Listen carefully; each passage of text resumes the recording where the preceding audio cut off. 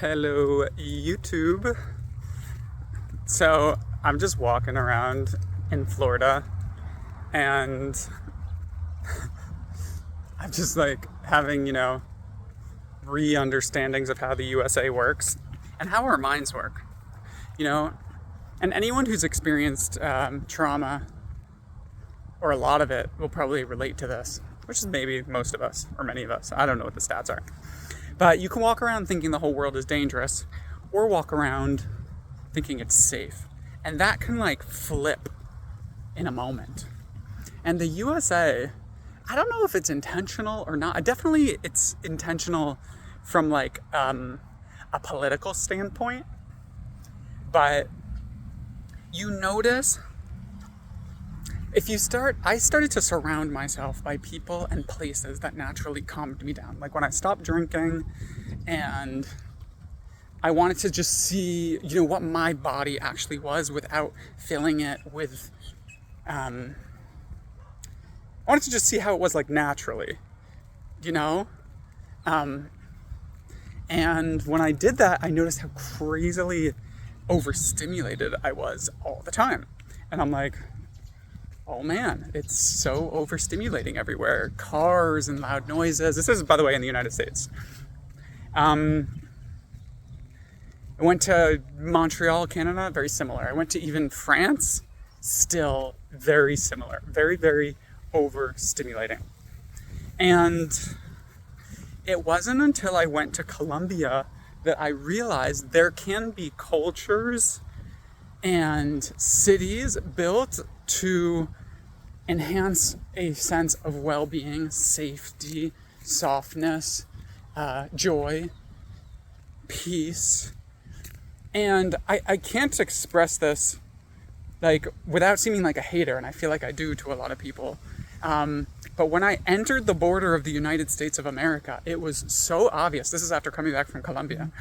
It was so very obvious that this place was not engineered culturally, possibly physically, for human beings to feel safe. At least not human beings like me, and I don't know what that is. Maybe it's neurodivergent human beings, maybe it's sensitive human beings. And I started asking myself, is this intentional? What is up with this place? It's like a freaking amusement park. An amusement park is not a place to find peace. It's a place of massive quantities of stimulation. And that's what the United States feels like. You walk down the street, there's cars and honking, and there's not a lot of accessible nature. It's so strange because the USA has so much nature, but just the way it's built, it's probably because it's very car oriented. Again, another decision that was made years ago to not make it human oriented. And I wonder if it was intentional, if it was money, greed, or simply an engineering mistake that's been very difficult to fix. And probably a mixture of all three. Yeah, and then, I tried to stay open. And when I'm in a joyful place, in a happy place, I'm all right, it is what it is. And then when I get to more anxious states, I'm somebody made this decision to build poorly here and make the United States just everyone walks around here so tight and anxious. And the only time I really find people that are deeply relaxed is after some sort of session, after therapy, in a relationship somewhere, for example, doing an activity, is when I see people very relax after the stimulation of an activity, almost like getting high. But simply walking down the street, there isn't this sense of connectedness, oh hey, how are you, human? How are you, other human? And it's very strange, and I can't shake it. And I'm wondering if I'm the only one seeing this, experiencing this, feeling this. And I don't even want to go into where does it come from? Is it individualism? Because I've been down all those roads and they're very interesting, and maybe I'll do that in another video. But I just wanted to sort of point this thing out and see, are you noticing this? Like you go to the gym, the person behind the counter, you look at them. Do they have like energy to even look at you? Or are they so overstimulated already? It's like, don't look at me, like sort of high without looking up. Like that's another thing. Talking to people without looking at them. Everyone does it here. It's crazy. It is absolutely nuts. And in Colombia, I did not experience that. There I experienced something like opposite, almost like a love bombing. Like there might be tons of people going through a store and they'd always look at everyone and hi and blah, blah, blah. It's just different. That culture has not gone through, though obviously they've gone through a lot of trauma, their own, history. It's not as, I think the speed in the United States is so high. Even in the suburbs, the speed is just ridiculously high. Of how fast you're supposed to move, how fast you're supposed to want, how fast you're supposed to accomplish. And it's not reality. It's something that we are trained in. We are trained in it by the propaganda mechanism of the United States.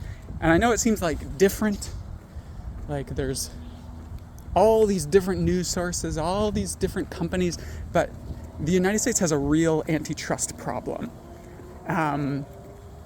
And a lot of companies, news source, like for example, I think it's the media is owned by, I think, 6 individuals or 6 families. Like all of news is owned by maybe 6 companies. I'm just speaking freely here, so maybe I'm not being the most accurate. And that is crazy. With like those individuals, companies for sure work with one another, speak with one another, know one another because they are one another's competition, or perhaps not.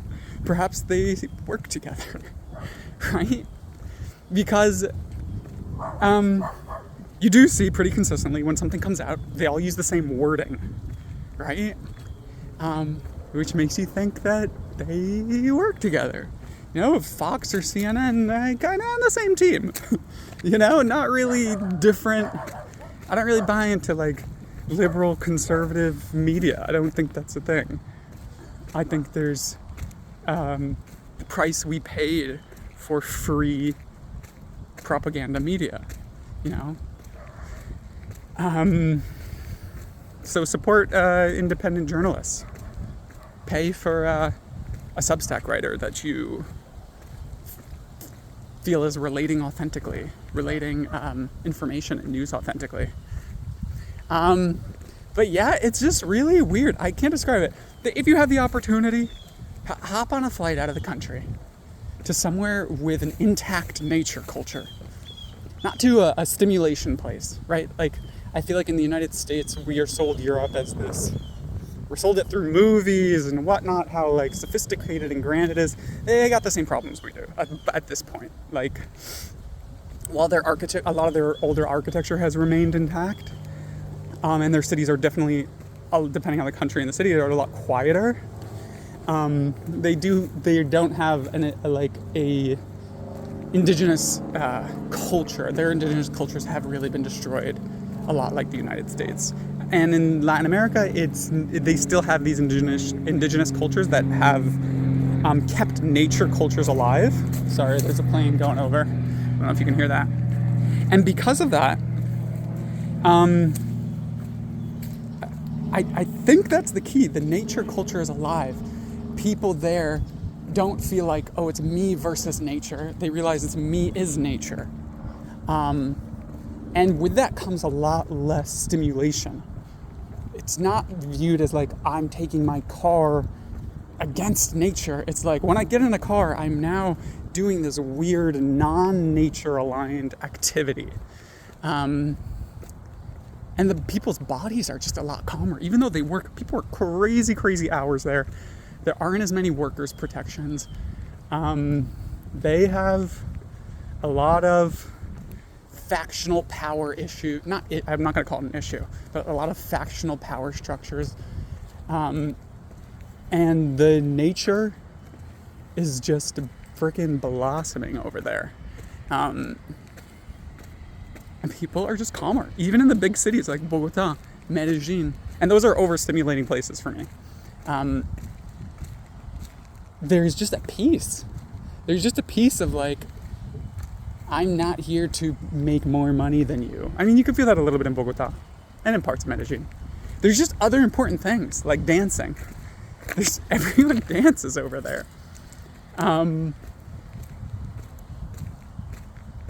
Yeah, it's built into the cities. Like in Medellin, people dance outside at night a lot. They sit outside. It's a big city with millions of people. People sit outside at night, listen to music.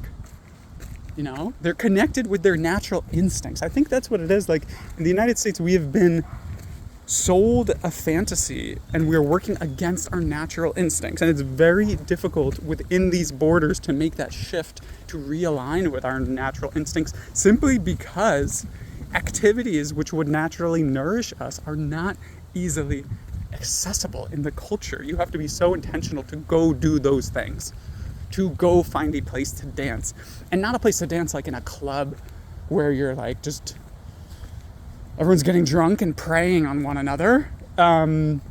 Like a place where the dance is the thing, where you're learning to dance, and people, there's just a connectedness. Like, hey, you want to dance? Yeah, you want to dance? Yeah, like salsa. Salsa works that way at salsa socials. I love salsa socials. Selling that to you here. If you're looking for a way to meet people and feel safe in your body, salsa's the way. Even if you don't like salsa music. No, I'm kidding. If you don't like salsa music, go find a music you do like. Dance to that. Shuffle or something. I don't know. But that's more of an individual kind of dance. Yeah, it's my little rant for the day. This country is a bit dissociated. Most of our lives are about work. And we, I think, are poorer than like life quality wise. Even people making, you know, a lot of money, I think, are having lower qualities of life than people in other countries, quote unquote lower GDP countries. It's go see it for yourself. That's what I'd say. Go see it for yourself. This is the sky. There's a huge, huge sky here. I absolutely love it.